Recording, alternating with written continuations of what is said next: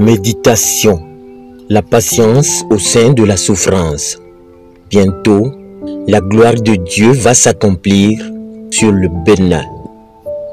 La patience est la vertu qui consiste à endurer l'injustice, souffrir l'affliction et les mauvais traitements en remettant entièrement sa vie entre les mains de Dieu, sachant qu'il jugera les œuvres de chaque individu et qu'il établira toutes choses.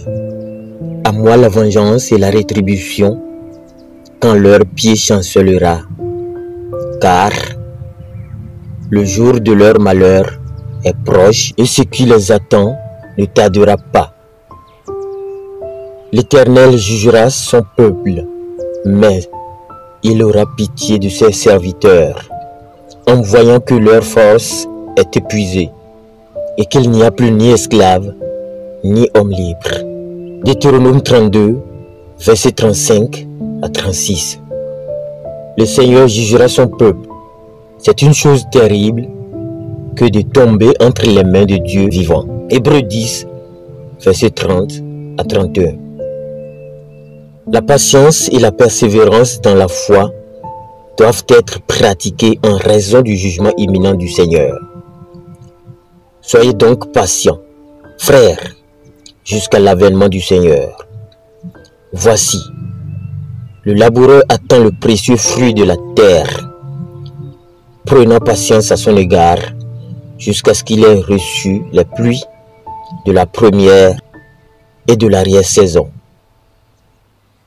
Vous aussi, soyez patients, affermissez vos cœurs, car l'avènement du Seigneur est proche.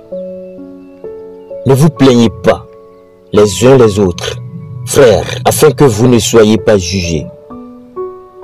Voici, le juge est à la porte. Vous avez entendu parler de la patience de Job, et vous avez vu la fin que le Seigneur lui accorda. Car le Seigneur est plein de miséricorde et de compassion. Jacques 5, versets 7 à 11. La porte peut ne pas s'ouvrir avant demain, ou la semaine qui vient, ou l'année prochaine, mais elle peut s'ouvrir à n'importe quel moment. C'est pourquoi les croyants doivent toujours persévérer. Car vous avez besoin de persévérance, afin qu'après avoir accompli la volonté de Dieu, vous obteniez ce qui vous est promis. Encore un peu de temps, celui qui doit venir viendra. Et il ne tardera pas. Et mon juste vivra par la foi. Mais s'il se retire, mon âme ne prend pas plaisir en lui.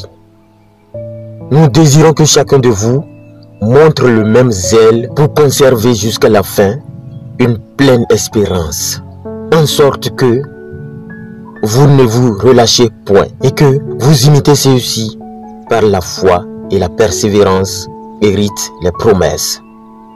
Hébreux 10, versets 36 à 38, chapitre 6, versets 11-12.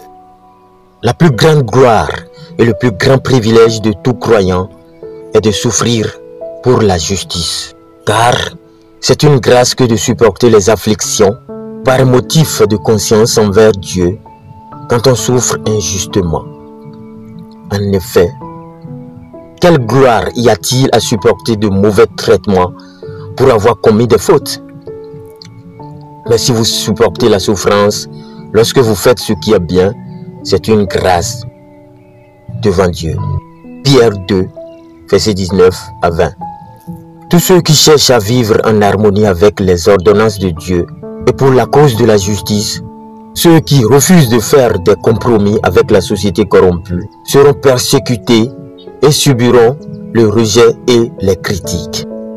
Or, tous ceux qui veulent vivre pieusement en Jésus-Christ seront persécutés. 2 Timothée 3, 12. Cependant, la récompense les attend ici-bas et au ciel. Heureux l'homme qui supporte la tentation, car après avoir été éprouvé, il recevra la couronne de vie que le Seigneur a promise à ceux qui l'aiment. Jacques 1, 12. Ne vous y trompez pas, on ne se moque pas de Dieu. Ce qu'un homme aura semé, il le moissonnera aussi. Ne nous lassons pas de faire le bien, car nous moissonnerons au temps convenable si nous ne nous relâchons pas. Galates 6, 7, 9. Dr Thomas Boni Yahi, ancien président du Bénin, ancien président de l'Union africaine.